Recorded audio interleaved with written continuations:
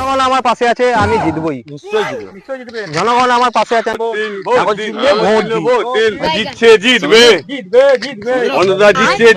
নমস্কার স্যার। নমস্কার নমস্কার। আমি ডাফা নিউজ থেকে এসেছি, আমি আশিস ধর, আপনার সাথে দুটো ইন্টারভিউ নিতে চাই। অবশ্যই নিন, জনগণ আমার পাশে আছে, আমি জিতবই। প্রশ্ন বলুন। করবো? হ্যাঁ করুন। জয়ের ব্যাপারে আপনি কতটা নিশ্চিত? 200%। 250% জিতবে, 300% জিতবে।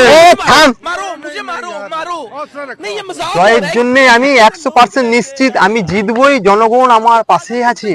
তাই? হ্যাঁ ঠিক আছে স্যার, আপনাকে একটা প্রশ্ন করবো। হ্যাঁ অবশ্যই করবেন। তাহলে আপনি যখন এত কনফিডেন্ট, বলছি জিতে গেলে আপনি কি করবেন?